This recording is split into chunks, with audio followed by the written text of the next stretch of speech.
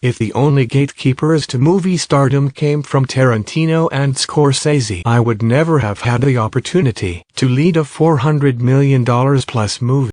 Bracing for loser internet trolls like, "Stop fucking crying, bitch! Where? I don't wanna fucking..." I'll be whipping your ass up and down this street. Is that drama I smell? So if you've been out of the loop, let me catch you up on what's been happening between Tarantino, Marvel, and Simu Liu. Film Gob over on Twitter made a very good thread breaking it down, so I'm going to be using that as an outline, as well as just adding some of my own thoughts to it. So on a podcast called Two Bears, One Cave, which sounds like an old school shock video from back in the day, hashtag remember Two Girls, One Cup, Quentin talked about Marvel movies for a little bit, and the whole section is about 3 minutes long, but here's the main takeaway from it. Part of the Marvelization of Hollywood is, it's the, you have all these actors who have become famous playing these parts, characters, yeah. But they're not movie stars. Right. Captain America is the star. Right. Thor is the star. I mean, I'm not the first person to say that. I think that's been said a zillion times.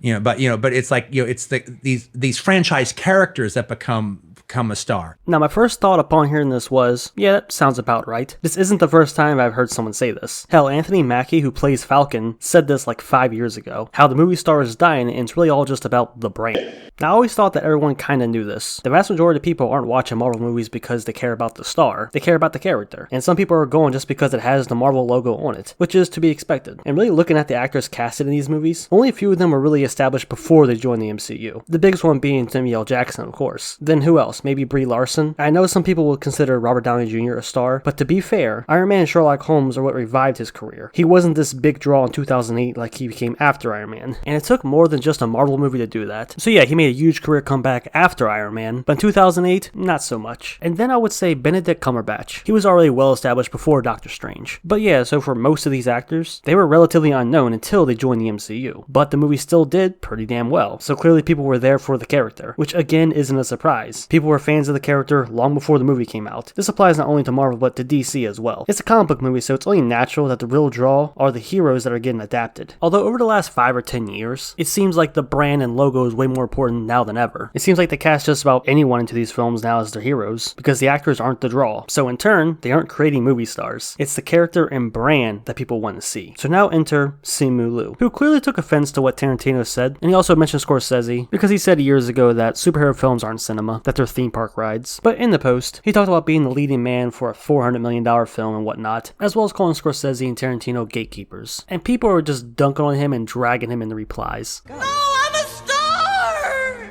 Please, I'm a star! And then in a follow-up tweet, he mentioned how happy he is to be part of a company that strives for diversity. So someone did a little comparison between Tarantino movies and Marvel's films. And statistically speaking, Tarantino movies are actually more diverse. All this response is pretty damn funny. Number of occurrences of ninja in Tarantino movies, 250. Really? That's it? I just thought it was more. I gotta pump those numbers up. Those are rookie numbers in this racket. Honestly, to me, this second tweet feels like a last-ditch effort to get more support after he realized he was getting dragged in the replies. But the real takeaway is that he's kind of proving Tarantino's point, even if he doesn't know it. Because people saw Shang-Chi not because it starred Simu Liu, they saw it because they wanted to see Shang-Chi. They went because it's a Shang-Chi movie, not because it's a Simu Liu movie. This is his biggest role, so he had 0 star power before this, so he obviously wasn't the draw. But despite that, the movie was still pretty successful, showing that people care more about the character, so realistically, Disney could have put any unknown actor in that role, and it could have been just fine. But I don't think he really grasps that, so that's what makes his tweets so damn funny. He seems to think that he's a bigger deal than what he really is, because in reality, he's exactly the example of what Tarantino is talking about. And when you look at these actors outside of their MCU projects, not many of them are as successful as their Marvel films. Robert Downey Jr. of course is the exception, maybe Chris Evans, but for the vast majority, none of them hit the heights of their MCU films. I'm talking of course about the actors who were relatively unknown before they joined the MCU, not the already established ones like Samuel L. Jackson, Brie Larson, or Benedict Cumberbatch. Really, all it just goes to show how well Marvel and Disney have the average moviegoing audience on lock, because they're able to put their logos on the movies and shows, and they perform pretty well regardless of the quality or who's really in them. So yes, Tarantino is right, and I was under the impression that everyone kind of knew this for years. Now some might say that Tarantino is biased, because of an issue between him and Disney back when Hateful Eight was releasing. If you didn't know, back in 2015 when Hateful Eight was about to premiere, it was going to be playing the same holiday season as The Force Awakens, and they both were going to be playing at a theater called the Cinerama Dome in LA. For the first 2 weeks it would do Force Awakens, and and for the next 2 weeks, it would do The Hateful Eight. But Disney wanted the entire holiday season booked, so they gave the theater an ultimatum. If they agree to play The Hateful Eight, then Disney's not going to play Star Wars in their theater. And so The Hateful Eight was dropped. There's a video online of Tarantino going in more detail about it, but that's the long and short of it. They are going out of their way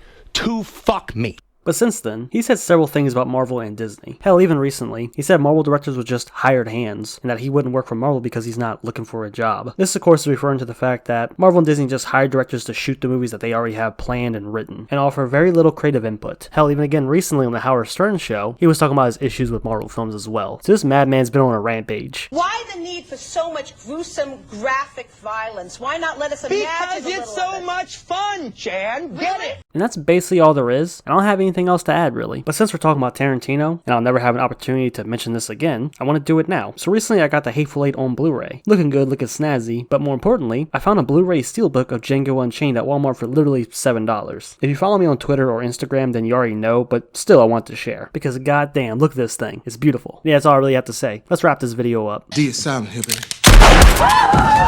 So I want you to go ahead, leave a comment, let me know what you think about the situation. Is Tarantino right? Do people care more about the character than the actual star? Or maybe they care more about the brand and logo than anything else? And is that a bad thing? Leave a comment and let me know. And of course, if you enjoyed the video, go and drop a like on it. And I want to give a nice big shout out to the channel members. To me, you guys are stars. Interested in becoming a channel member? Click the join button down below, check out the perks. If they interest you, consider joining. Or not, it don't matter. None of this matters. He's pulling his cock out.